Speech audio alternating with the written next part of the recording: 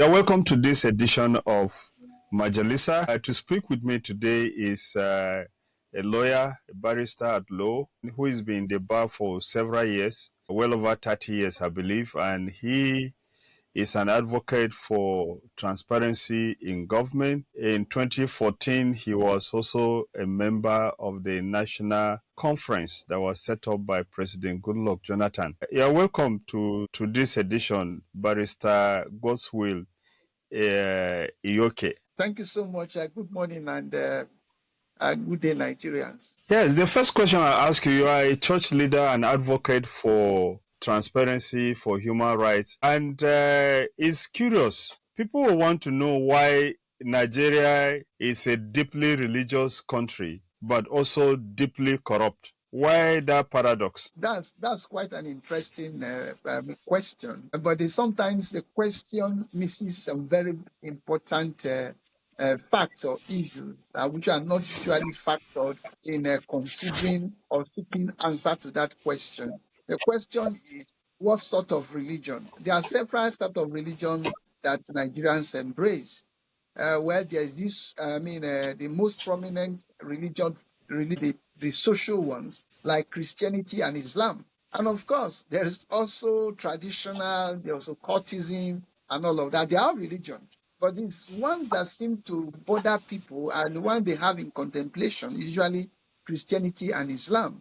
And when we ask ourselves the question that the religion is not having impact on the society, I believe that's the basis for that concern. And what I often ask myself, which of the religion are we really talking about? I do believe that Nigeria is a deeply religious country, but which of the religion has effect or influence or greater influence or impact in Nigerian society? I think that should be the question we should really bother ourselves about. And so, if that were the case, why do we have this issue that even when you have Christians, for instance, you are a church leader, you have Christians in government, and in several states, even at the highest level, we've had Christians, and there has not been any difference in the way they do things from the way people from other faiths do their own. Yes, the question is this: when you person that purports to be a Christian, what basis do you really say the person is a Christian? That's why I started by saying that some of these religious sects, like Christianity and Islam, they are social.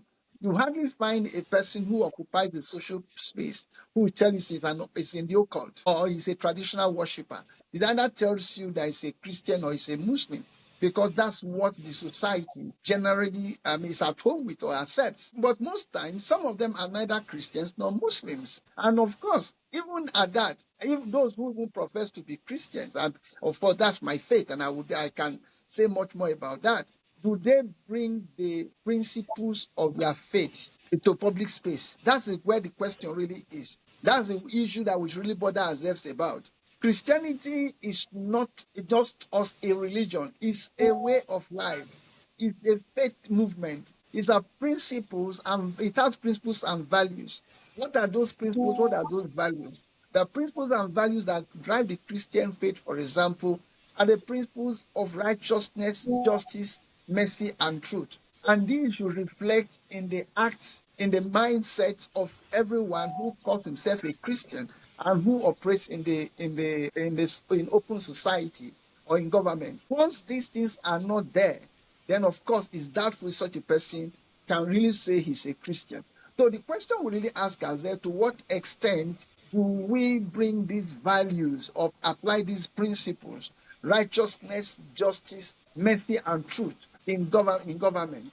And that's what we should really concern ourselves. And that's Christian leaders and indeed Christians as a whole to really concern themselves about. And of course, too, the major problem as a Christian, I would say, is that most times there's a distinction between the clergy and the laity, those who are occupy the public space and those who serve as Christian leaders. There's no connect, there's no sense of accountability. Most times those in government are not accountable to those the spiritual leaders. And of course, those who are them in public space consider themselves not doing something different. They feel that, well, he's only a Christian on Sunday that he goes to church, on a weekday when he goes for fellowship. Outside of that, what happens between Monday and Saturday is really something else. And this is what the problem really is. But most times, the occult, The occult is one who doesn't, who wants to get results outside of the principles that are highlighted about. The occult is not interested in justice. It's not interested in what is right. All he's interested in what he wants to get, and what gives him what he wants to get is what drives him. It's what determines what he does. And such person, even if he tells him, if he says the Christian, maybe because he wants to be socially correct, as it were, he wants to be seen to be acceptable within a particular community, and which, of course, politicians and those who serve in government do. They want to be accepted. They want to be acceptable. So whatever will make them acceptable, whether or not they practice those things, they will do. Sometimes it's not necessary. Most times, some of the people we see occupying public space do not apply the principle. They don't go there as religious people. They just go there in whatever thing. Some of them are mostly occultists. So they do whatever they like to get results they want. And of course, that is what drives them. Are you therefore saying that the majority of people who claim to be Christians are just social Christians? They don't really believe in the Christian faith. Well, I think that is the reality that we have on ground. I like why I said that if you profess to be a Christian, you don't apply those Christian principles and values in what you do. You are not a Christian. The fact that you swore on oath swore to oath of office on the Bible does not make any difference. You just do it in order to be well, as it were, either politically or socially correct, because that is what you expect that people would accept. If you tell them you are neither a Christian or a Muslim, you will seem to ostracize yourself from that particular community. And it's a person who is ambitious, who wants to be accepted in a position of leadership. You must say the things they need to know, the things they need to accept. That is the point. That is why I said, look, I dare say that most of the people you consider to be Christians are not Christians. Let's move away from that to the 2014 National Conference, which you were a delegate. Let me ask you this question. From what we have seen in Nigeria today, how far do you think we have been able to achieve the objectives that ought to have been achieved by the constitution of that committee? Do you think that any of the things that you wanted to be done at that conference have been achieved? Well, I think the public is in a better position to do that. And I want to say that the National Conference of 2014 is no different from the previous ones. And they were set up, constituted to achieve a certain objective. What is that objective? Objective is that of good governance, and is that of a nation that works. The only thing different, the unique thing about that conference is the manner of its constitution. And I dare say that the fact that notwithstanding the fact that I was a member of that August conference, notwithstanding, I would say that is the best, most reflective, the best constituted conference in the manner of its constitution, in the manner of selection of those who attended it, because it was a conference that drew people from diverse sectors of the national of our national life. No sector was left out. The fact that they were not elected, notwithstanding, it reflected the vast, diverse segment of the Nigerian society. So they came up with very important, novel objectives that were not politically, of course, politicians were there, statesmen were there, people who had served in government before, bureaucrats were there, retired trade unionists were there. People that came up together, it was a convergence of ideas that were not politically motivated. The only thing that was common to members of that conference was, one, not how to win election, not how to make a particular political party popular. It was devoid of propaganda. It was, what do we do? What do we put in place to make a nation that works? So all of those ideas that we canvassed at that conference were towards one objective, to make a nation that works. And of course, and I believe that we do know that immediately after the conference, neither the government itself that constituted that conference, nor the government itself that succeeded it was interested. Indeed, the government that constituted that conference felt it was something it was going to do when it won the election. It lost. The one that came after it just simply said, look, it is gathering dust somewhere. It simply archived the report. So nobody works with that conference. Nobody works with the reports of that conference. And I believe that the reason we are still in the state we are in, the kind of socio-political doldrums that we have found ourselves in is a result of the abandonment of the principles of that conference. And because persons there are who believe that if you adopt those conferences, because it was not the same government that it's not the government that or the political party that pulled together that conference. If you implement those particular in fact those resolutions of that conference, you might just be giving validity or legitimacy to a government you discredited. And I think that's one of the things that we need to look at. Why would you not look at those conferences put together by Nigerians who are technocrats, professionals, who are in diverse places? You brought them together, they put our heads together. It doesn't matter the process by which they were constituted.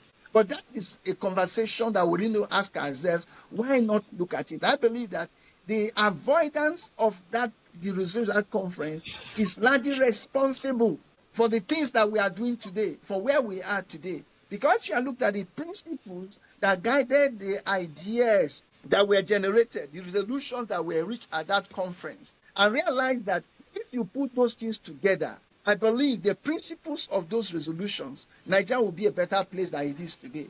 Part of those things that we did together was how do you restructure a country, restructure the Nigerian country, evolve economic democratic, then what they call resource democracy. Besides electoral democracy, let them be resource democracy, where you recognize and give opportunity, restructure the country in such a way that it becomes productive, because we recognize at that conference that economy is what drives a nation. A state is put together to create an environment where the citizens or those who dwell within that socio-political enclave would be able to poster their natural talents and resources together, make the best from themselves, add value to themselves and add value to the society. That's the main church reason a country exists. That's the reason a state exists. Make the necessary institutions, the necessary institutions of state, to ensure that you put a system together that would enable and facilitate the process of the citizens or those who come within that particular space to maximize the opportunities that they have. I think that is what is missing in our developmental policies or whatever government that is in power. We don't seem to focus on that. It does appear as if what we focus on, how to win election, how to remain in power, not how to create opportunities for those who are not necessarily in power to deal and add values to themselves and add value to the society. And I think if we are actually interested in how Nigeria will move forward, let's go to that conference. Look at it, particularly the concept of resource democracy. That is the base upon which the restructuring that was canvassed was done. And I think that's what we should really begin to look at. Let us ask ourselves the question, why don't we look at those conferences, look at the recommendations of those conferences, put together that persons, some of them were in government, they knew certain things that those of us who have never been in government knew. Those of us who were outside of government, there are certain ideas that we brought about, mix them together, and not for purposes of self-perpetuation, for the purposes of realizing the objective of the Nigerian state. What is your assessment of the situation in Nigeria today? How far do you think we have gone in terms of cohesion? Because from your state, Edo State, I believe we had a recent situation where some people were killed at Orome, and people are raising fears that things are not well with the country. What is your assessment of the state of the country today? Yes, well, we use Edo State as perhaps a case study. And if you look at Edo State itself as a case study, you realize that the situation of Edo, and the situation of our country as reflected in what happened in Edo State some months ago, is not different from what's happening across the country, except that each of them assumes a different color or coloration depending on certain peculiarities. But one thing is quite very clear from the Edo situation. It tells you how weak the nation has become. We don't see things, we don't speak the same language, we don't see things, even when you look at the same things, the way you interpret them is different. It's not like Edo State was a reflection of a rundown nation, to the extent that the objective, The major responsibility or objective of a state is the provision of welfare and security. Both welfare and security are mutually dependent. You can't achieve welfare without security. And the welfare society is a society where you have good welfare, that's economic systems, where people have opportunities to go about their businesses and have hope of realizing those objectives, where the people have to organize themselves to fill in that gap, that lapse created by the absence of the state. And those people go out of their way because of lack of support or necessary support from the government. He said that whose responsibility in the first instance was to provide those things. Like Edo State is really example like other states, whether it's in northeast or north central, where you have killings much more than have taken place in Edo State, northeast, where even the state, the symbol of state security or capacity have been demystified. It reflects a state that is broken, a state that has lost capacity. Because you want a situation where your security operatives, those who ought to symbolize the strength of your state, lacks the capacity, are being demystified. It tells you the extent to which the integrity of that state has been compromised. And of course, Edo State gives eloquent example of the willingness of the people to rise up to the occasion. So it tells you that people are willing. It tells you one thing I've always said. There are three things that are necessary for you to build a nation. And a nation is always a process. Nation building is a process. It's a continuous process. You need one, citizens, whether the citizens that constitute the leadership of the state, the leadership is the citizens that make up the institutions that make up the state, and it's the citizens that constitute the people who benefit from what the leaders do and what the institutions do. But one thing that is common, each of these, one, you must have statesmen as leaders. You must have institutions that are nationalistic. And of course, we must have patriotic citizens. But the problem is that we don't have nationalistic institutions and lack statesmen. When you see the kind of conversation that was generated at the aftermath of that Edo State situation, you just say, how did we get here?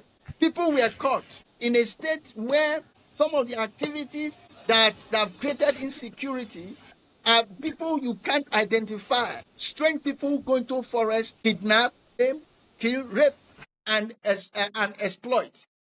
Some people were suspected, but once you have some people from section of the country, they simply branded them hunters. You ask yourself, what sort of hunting do you carry on that you are not known? What's your game that you got to that hunt from? Nobody asked those questions. Because they were identified in a particular section of the country, there was this blanket covering and protection of these people. How do you, in such a situation, ensure that a nation speak the same language or sees things the way they ought to see them? So that those states a situation, Amuromi incident debacle, raised a very serious issue about us as a people, particularly about the kind of leadership that we have in place. Do we actually have statesmen leadership? How nationalistic are our institutions? You can find a situation where it immediately happened. The state institutions that ought to provide security, they have been asleep, whether in the northeast, northwest, north central, even in Edo State and South Nigeria, they immediately awoke. They immediately woke up. And the first target are the patriots, who, whether it was by default, by accident, out of omission or commission, who went up providing services that the state could not provide. They were people that were arrested and being interrogated. And meanwhile, a situation like that happened in other parts of the country. Nothing like that happened. You know, ask yourself, how nationalistic are our institutions? If your institution is not nationalistic, and those who ought to speak for the people as leaders are not statesmen, it doesn't matter how patriotic your citizens are, there won't be development. And of course, what is going on right now, the Japa syndrome, is a reflection of this. So Nigerians, when young men see some of these things happening, they see the next they think about it, so how to raise money and get out of the country. And those who are jetting out of the country, they are the strength of the nation. They are the youths. And the youths are the strength of any nation. They constitute the labor force. They constitute the intelligentsia. They are the strength. They have the strength to work. They have the strength to see. In fact, they are the ones that serve in the military. If your youth are getting out of the country, then what hope was for such a country? I think what we should be thinking about, how do we reverse this trend? How do we create a structure, restructure the country in such a way that people can work and decide to say, okay, I don't like the area I'm living in the south. I'll go back to somewhere in the south, in the north, and live there. But it is difficult because of the problem of ideology. We have several ideologies in the Okay. country. In one sentence, So what is your suggestions about the way forward? I think what we should begin to think about right now, how do we evolve a common ideology? We have a motto of the Nigerian state: unity, faith, peace, and progress. How do we evolve a national ideology based on the motto of the Nigerian state? And begin to push back the issue of dual ideology. No nation can survive with dual ideology, several ideologies, or two legal systems. The major problem we're having today is the problem of ideology. Some people are pushing religious ideology, which are not consistent. As a matter of fact, conflict with liberal democratic ideologies in the same space. It's not possible. You have this kind of conflict that we have. It's what is making the security, which is necessary for welfare, for you to provide welfare for your citizens, difficult because of the problem of dual ideology, particularly in terms of religion, competing ideologies of religious, theocratic ideology and liberal democratic values. Then, of course, follow to this is, as my own constituency, a common legal system. One legal system, you can't have two legal systems in one state, same state. In the last few minutes, we'll be speaking with Barrister Godswill Iyoke, a prominent lawyer. And thank you very much for your time with us. Yeah, thank you. Thank you. My pleasure there.